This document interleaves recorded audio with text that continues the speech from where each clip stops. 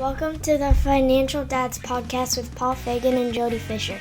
This is the podcast for all dads who want to succeed with life's topics, especially related to family and finances. Now here's my dad, Paul Fagan. Hey Jody, how you doing? Hello, Paul. How you been? Not too bad. I'm actually feeling a little bit under the weather, otherwise fantastic. So I'm a little bit stuffy for this podcast. You're gonna have It's to that excuse. life on the road, Paul. It's that life on the road you got. It's been very hectic. Just as a side note, I had issues flying out of Chicago yesterday, actually Friday evening. So long story short, I'm here now, but man, that's another harrowing experience for another podcast. So I'm home. It's all good, but a little bit under the weather, but we'll recover here. So today's topic is going to be major home renovations. I know we've talked about this in the past, but we're going to jump a little deeper beyond just fixing the toilet or painting walls, right? We're going to go a little deeper into major home renovation topics. But first, let's talk about some news we saw this week. Okay, so the first story is the headline, and it's from auburnpub.com, and it's 4 things everyone hates about budgeting. Jody, what was your take on this article? Yeah, this caught my eye because when you put budgeting in a headline, and I'll read the whole thing. But it ran down these 4 things that people seem to hate about creating their own home budget. And going real quick through the bullet points. 1, budgeting is restrictive. 2, it's tedious. 3, it's confusing. And 4, sticking to a budget is hard. My reaction was, well, stupid. If it was easy, everyone would do it. There's some good advice embedded in this article. The whole idea being, and the takeaway, I think, is that you got to have a budget. You got to have a plan. You got to have a roadmap. If you don't, your car is just going to be your financial car is just going to be swerving all over the road. You're never going to get anywhere. So put together a budget, write it all down, just like we've said in the past. That's nothing new, I think, for anyone who talks about personal finance. Write it down, create a budget, plan your course, and then stick to it. Yeah, I think for me, and we've talked about this on previous podcasts, right? I budget at the macro level. You budget at the micro level. I would like to budget more at the micro level. I don't know if I look at these different pieces, I don't know if they're restrictive or tedious or confusing. I think for me, it's laziness, probably. I don't know. I'm trying to figure out why I don't do more micro. I don't disagree with any of these things in there. Yes, budgeting is restrictive. Yes, it is tedious. Yes, it can be confusing. But the more you do it, the less confusing it becomes. I mean, if you looked at my spreadsheet, your eyes would cross. I mean, I got to have 150 lines in my Excel spreadsheet. But the takeaway from that is that it's evolved over time. I didn't start with 150 lines. I started with 10 or 20. The whole idea being is that you develop a budget spreadsheet that works for you, and whether it's a spreadsheet or a piece of paper, it doesn't matter. I use a spreadsheet, so that's what I call it. You create that plan, you execute that plan. As the plan becomes more involved, or as you choose to make it more involved and put more lines in there, you get more and more specific. And I have found with my personality that the more specific I am with some of these items, with all of these items, the better off I am, to the point where I won't go down a rabbit hole here with a story, but we were gonna make a purchase about a month and a half ago that on the surface I looked at and I was like, we don't have that money. And then I put it into the budget spreadsheet and I broke it into weekly payments. And I realized we do have that money. Look at that. But I let the budget spreadsheet do the thinking for me, because emotionally I went, no way. I hit the brakes hard. And I said, we're not going to do that. Then when I put it down on paper, I was like, oh, son of a gun, we can actually do that. So yeah, it's tedious. Yeah, it can be restrictive. But it can also be liberating once you have that thing set up. Absolutely. And I think for me, 2 things popped out while you were speaking. One is take baby steps to developing your budget. So start with something very simple. Just map out where your money's going. And then once you set that up, take the next step to kind of start your budget in terms of at the high level, and then maybe over time you'll get more granular. But at least start with something to allow you to work that budgeting muscle, if that makes sense. Totally, All right, totally. cool. Well, the second story we're going to jump to was in Forbes. Subscription overload. Are you making this common budgeting mistake? And when I was reading this, man, I could think of some that I have currently that I probably should revisit in terms of keeping track of all your subscriptions and figure out which ones you're really using, which ones you're not. Jody, what was your take on this one? I think we all have this problem in our budgets. We all sign up for something or subscribe to something that becomes a recurring payment, and we set it and forget it, and we turn around 6 months later and we're like, oh, I'm still paying for that thing, or maybe we don't even notice it. I think that's the worst. Worse than paying it and saying, do I really need this? Is continuing to pay for it and not even knowing it's there and not even using it. When it comes to streaming services or any kind of magazine subscription or anything like that, be really diligent, I think, about what you subscribe to and where your money's going. The analogy for me would be, you don't subscribe to something and not use it. Just like don't walk into a coffee shop, buy a cup of coffee, walk outside and throw it in the garbage. You're doing the same thing. Yeah, and that makes sense, right? At the end of the day, I can think of other subscriptions where because they get lost on your credit card statement. Most subscriptions now are set it and forget it. So it comes on, it just goes into your credit card. Now, I know you're not a big user of credit cards, but all my subscriptions are on a joint credit card. And we've talked about this in other podcasts about making it easier to facilitate finances. And so we have a lot of subscriptions and monthly payments that just go automatically on the credit card, and then the credit card gets paid every month. But you're right. So I would do a review, and I'd probably start, for those of you out there using credit cards, start with your credit card statement. Look at it closely and see where you have those monthly recurring charges, and if you're using those subscriptions anymore, whether it's for a streaming service or a gym. There's a lot of different subscriptions that you might have out there that you may or may not be using anymore. So it's good to do a checkpoint every once in a while and take an inventory of what you're subscribing to, so you can make sure that you're not overpaying for stuff. Yeah, I have a reminder in my calendar once a month, every Saturday morning at 8 o'clock. The reminder goes off, check your subscriptions. And I put links in there and stuff like that so I can just very easily go and find what I'm looking for. But doing that inventory on a regular basis, I think, is really important. Even if you do the inventory, you go, yep, I'm good, you're good. Very good. Very good. I posted all the links to the Facebook page. So if you go to financialdads.com or search for us in the Facebook, just look for Financial Dads, and so you'll find all these articles there on a weekly basis. So, okay, now on to our weekly topic, major home renovations. This is an interesting one. My current situation is I chose not to do a major home renovation, but when I was looking for the house that I'm in now, there was a home that we really seriously considered, to the point where I brought in a contractor to look at a property that needed a second level.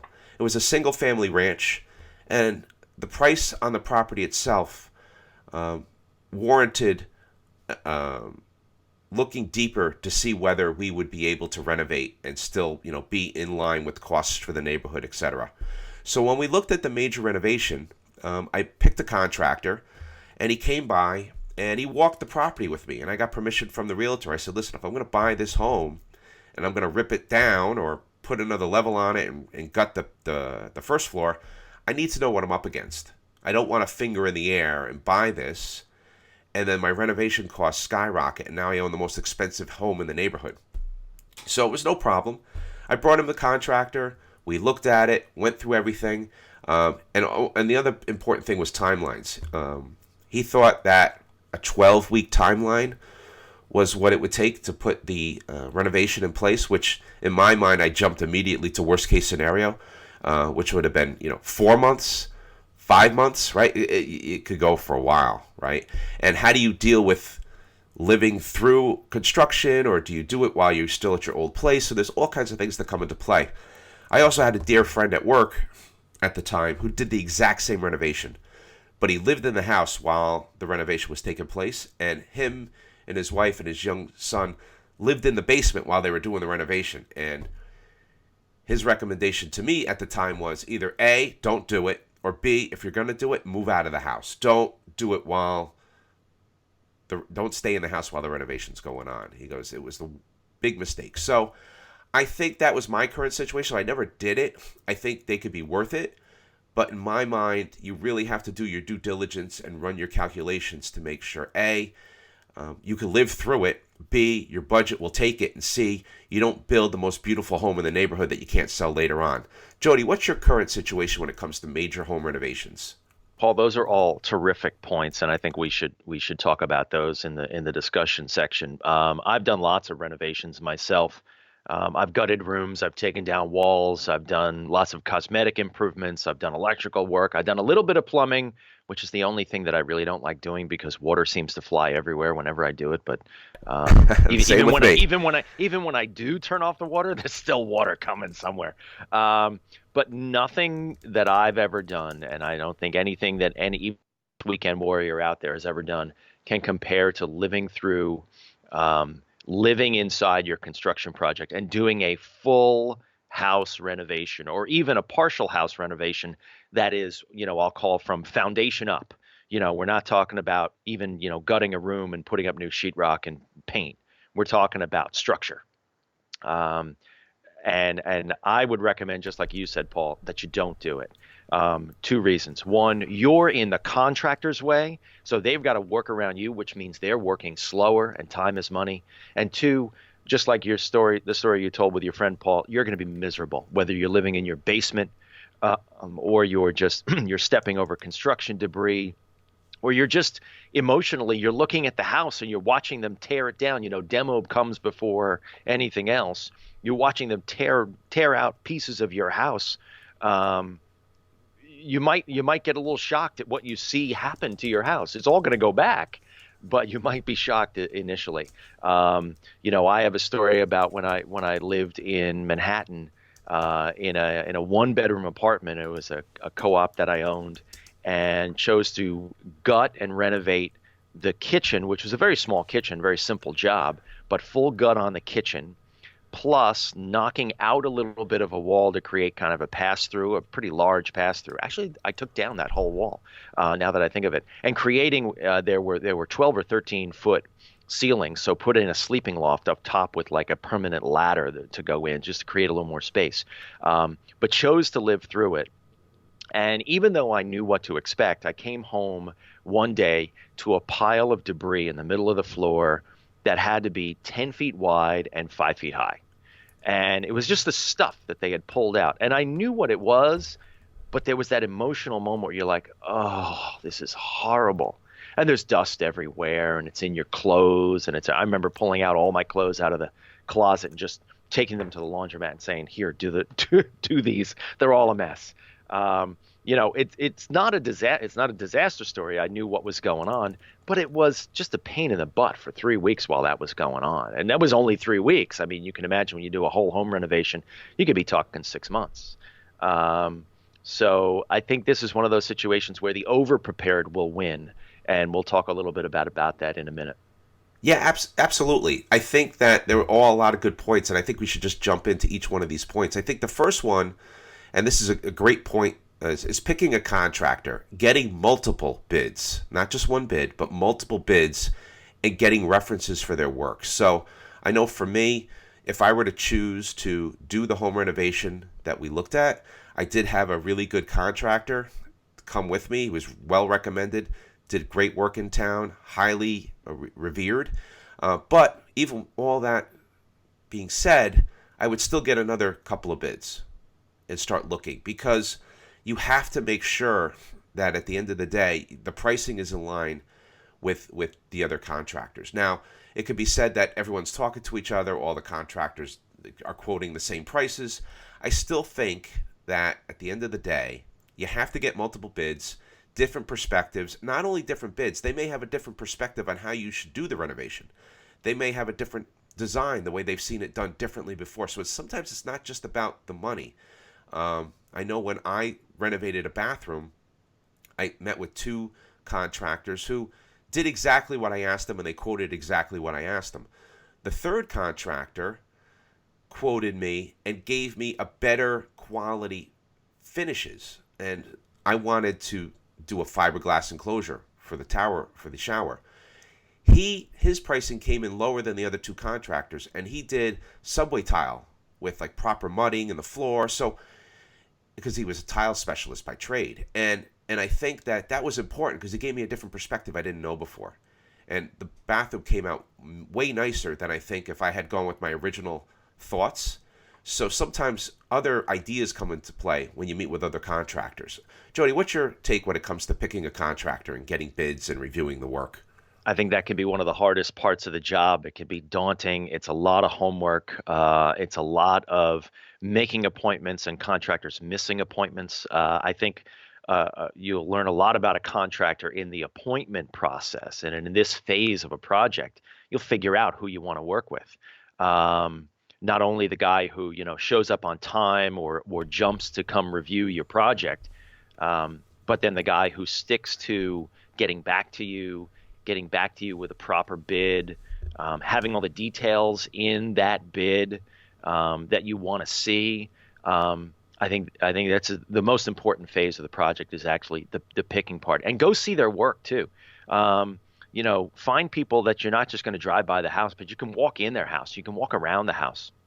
You can see, as you put it, Paul, not just what it looks like from the outside, but the finishes, the stuff your hands are going to touch. I have a big thing about, the most important part of any construction project are the things your hands are going to touch: doorknobs, faucet fixtures, countertops, things like that. Those are the things that really put the polish on any kind of home renovation project. Yeah, that makes sense. Those are all good points, and I think at the end of the day, making sure that you're getting those multiple bids and looking at the work is very key. We're going to switch gears a bunch today, right? Jumping from topic to topic. But the other one I wanted to touch upon was you want to make sure that if you're going to do a major home renovation, don't overbuild the neighborhood.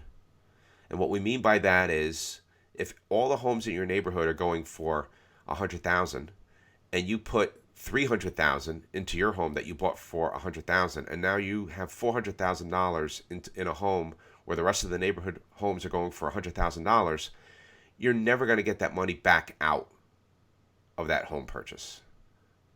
So you want to be careful not to overbuild the neighborhood. You don't want to have the nicest house on the street. Jody, what's your opinion? That was my problem with the last house. Oh man, the house before this one, we had the biggest and newest house on the block because it was a brand new house. It was a spec house that we bought. But it was a nightmare in every way. It was too much house. It was too expensive. The taxes were too high. And when it came down to trying to sell it, we had a very challenging time finding buyers for that house. We eventually found one, but boy, what a pain. Yeah, I could believe it. And I think that's key, right? So you lived it, so it's great advice coming from, the mistakes that we made, right? We always talk about the mistakes that we made, and we made a lot of them, both of us combined. Well, forget it. But we do make a lot of mistakes, so we want to make sure we're pointing those out so you can avoid them. The next topic is budget to be off-site. We touched upon it a little bit earlier in the podcast, but really, if you're going to budget to do a major home renovation, as part of your numbers, plan on removing yourself from that home and living in another location for that time period. And make sure you're adding extra time to that budget and to that cost. So if you think that the home renovation is going to take 3 months, that's what the contractor tells you, plan on being out of the house for at least 4 months. And find a place where you could be comfortable with you and your family, that you could still check in on the house, make sure things are going okay, so you're not there every day, and like you said before, Jody, not being under the contractor's feet, so to speak, as they're trying to do stuff, and they have to be considerate of people in the house. You want to let them just have at it. Make sure you have budgeted costs to move all furniture and all belongings outside the house. For especially in the affected areas, if it's a major home renovation, like doing a second floor or gutting the whole thing completely, you have to remove everything, and you have to put it into storage, and you have to pay movers to move all that stuff. So you have to factor all that stuff into the into your budget. What are your thoughts on that, Jody? I think this is the moment you become really good friends with your in-laws. All joking aside, I mean sometimes you can't do that, but you're totally right, Paul. You got to factor all that into the budget of your build. You can't just tap, if you're going to get a construction loan or whatever, however you're going to pay for it, you can't blow that whole budget just on the construction. The living costs for that period of time have to be part of that. Yep. And also you have to consider your time, your anxiety, your stress levels. All these different things come into play. So it's not just about the money. It's the time it's going to take. It's the due diligence to monitor the contractor. Even if you have a general contractor, they have subcontractors. It's the time you're going to take to visit the site, look at the progress.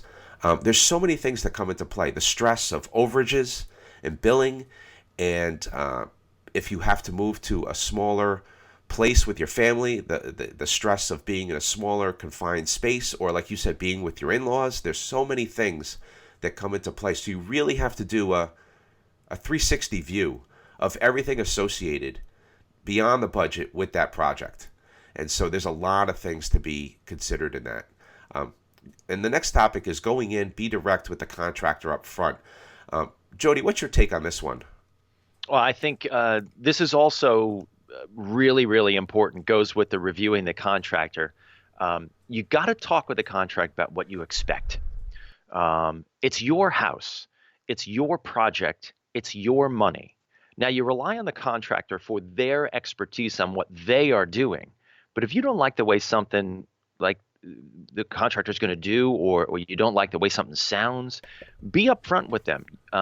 Don't be afraid to tap the brakes or put the brakes on completely. Something that they're going to do that you don't want to do, or make them explain what they're going to do and why they're going to do it that way. Have a really frank conversation with the contractor up front, because you may find out this isn't the contractor for the job. They may be really good at what they do, but just personally, you're not communicating well. That's gonna bode really badly for your project overall, and it's gonna send it in the wrong direction. So just have that really good conversation up front.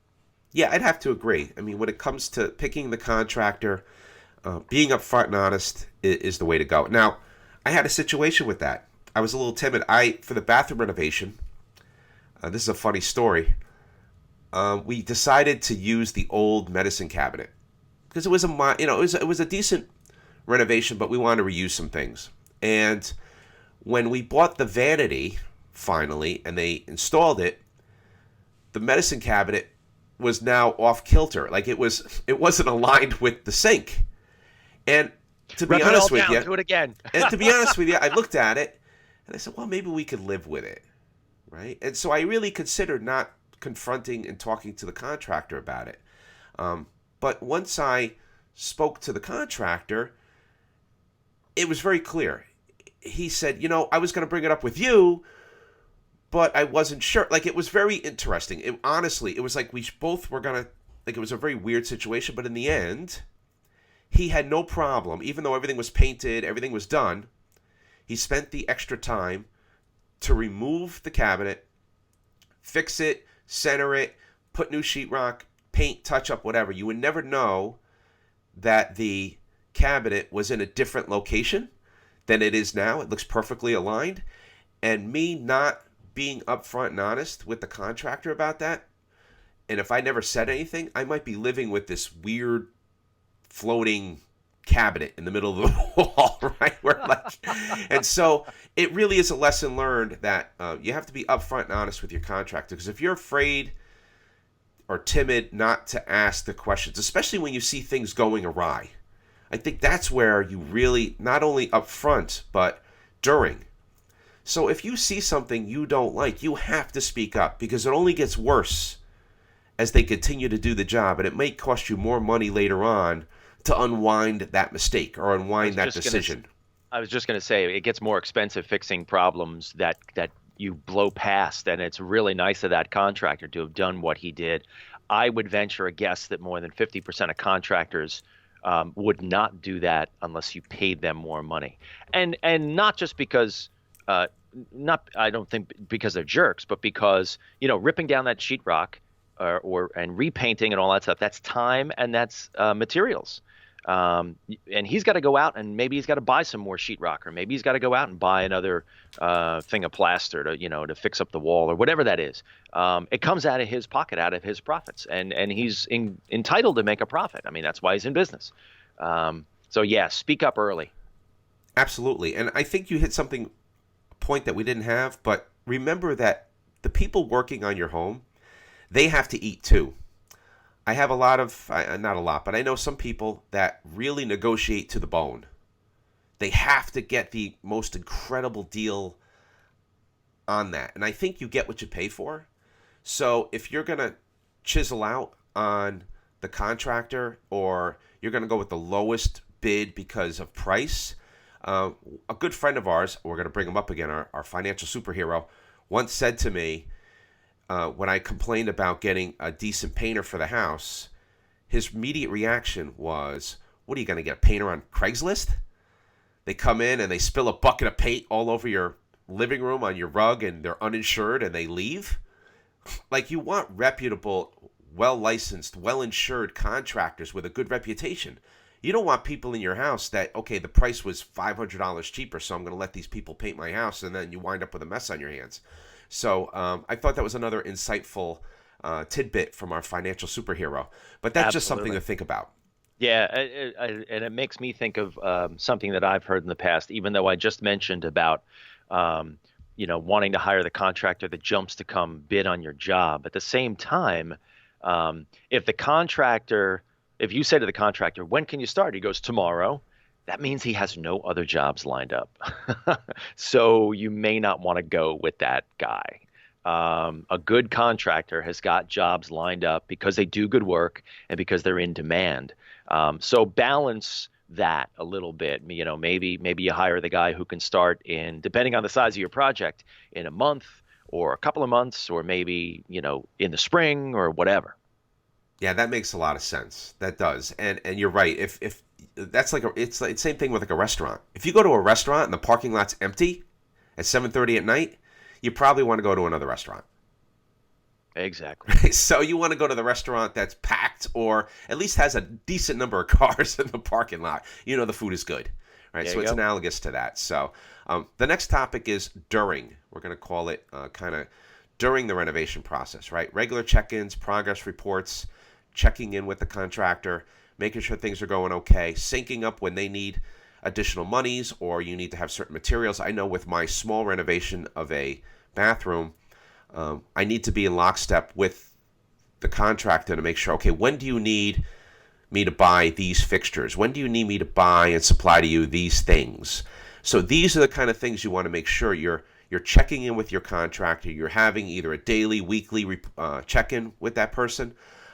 Progress reports, maybe it's a walkthrough of the job once a week, and that's your progress report, or formal reports. Jody, what's your take when it comes to regular check-ins and progress reporting?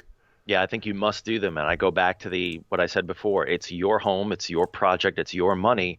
You're entitled to look at the work whenever you feel like it. Now, you need to be reasonable and not have, the contractor interrupt his work to give you an hour walkthrough of what they're doing.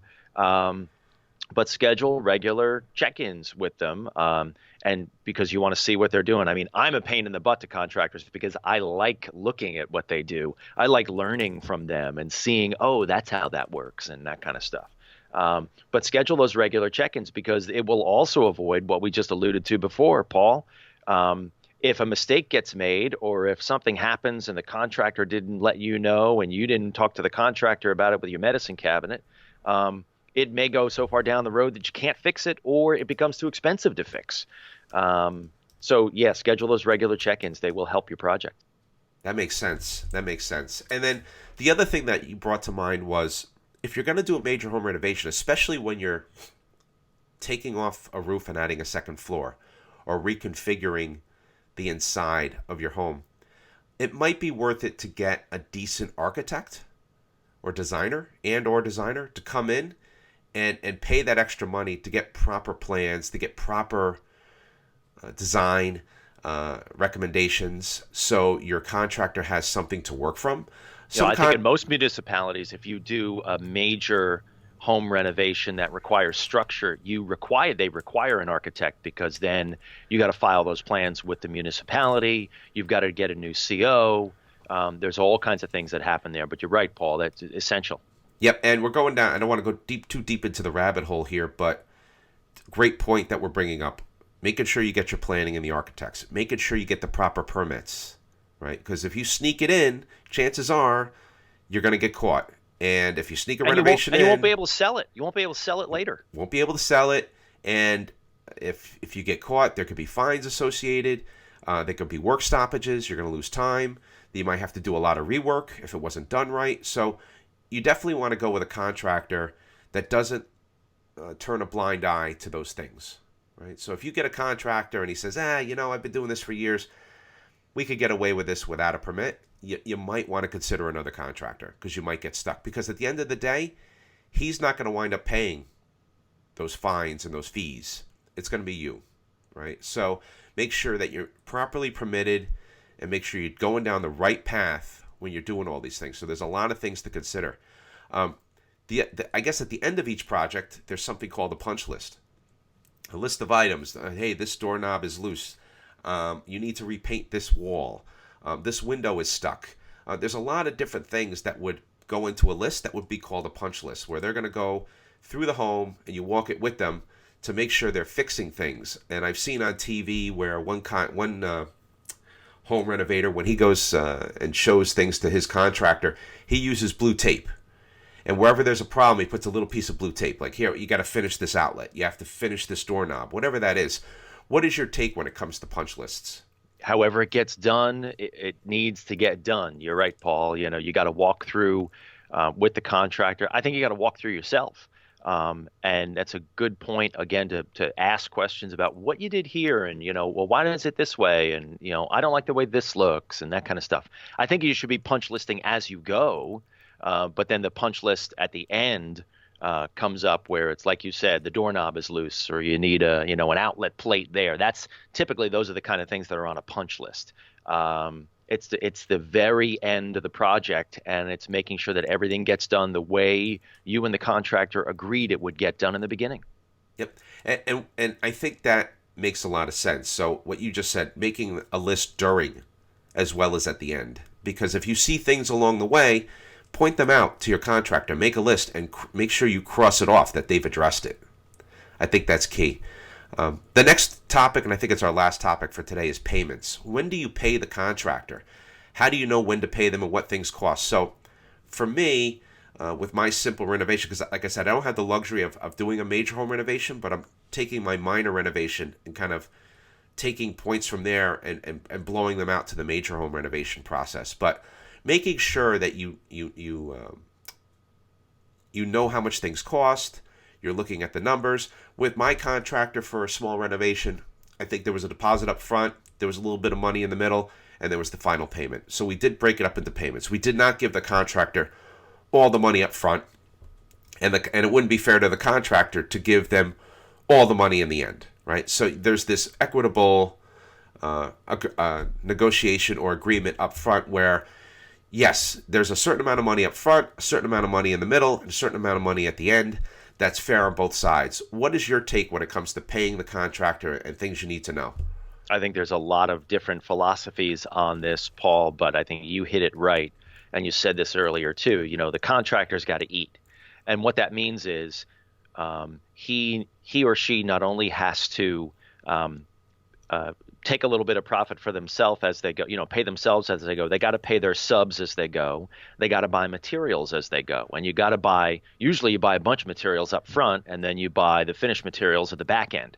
So you got to make sure that you're funding that project at the pace that the contractor can get the job done. And I think that's what's got to happen too in the planning stages up front is, okay, how long is this project going to take? Here's the basic timeline. Understanding that things get delayed and you got to push sometimes. But here's how much money we're going to need up front to get X, Y, and Z done. Here's where we're going to be going in the middle, and then we'll need this more money, and then here's what we'll need at the very end.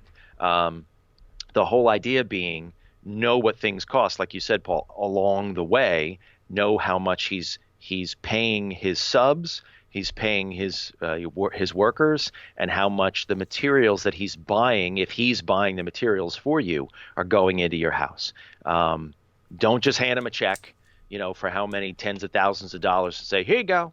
And then, have them spend it on whatever they want to spend it on. Accountability is key here.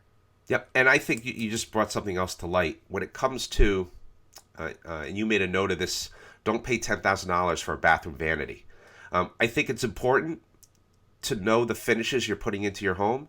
Well, unless you're buying a $10,000 vanity, that's true. Which is a different podcast. Wow, that's a way different podcast, right? So for a very different audience, I think. yeah, absolutely. But I think there's something to be said there, and I think you've said this on previous podcasts. Do a field trip to Home Depot. Do a field trip to Lowe's, whatever your local home improvement store is. Look and see what fixtures and vanities and tubs and shower faucet. Just look at what things are going for. Have an understanding. Typically the contractor is going to tell you to go and buy the toilet, buy the fixture, buy the, that kind of stuff. And he'll take care of the nails and the sheetrock and the, molding and all that stuff. Absolutely. And I think it's also helpful to learn along the way and look at those different things in the store. Use the web. We always talk about this. The web is your friend. Look and see what other people are doing on home renovations. Look at pricing on the web. You could probably do everything from your couch, right, with an iPad or a laptop or your computer, and you could surf and you could see what things are going for. You could see what prices are going for, etc. So there's a lot of different ways to take a look at that. And so I would be very over diligent in looking at all these different facets when it comes to finding the contractor, looking at materials, etc. So to kind of recap what we talked about today, we always go with the biggest takeaways. My biggest takeaway continues to be multiple bids. Make sure you get multiple bids, talk to multiple contractors to look at the job with you.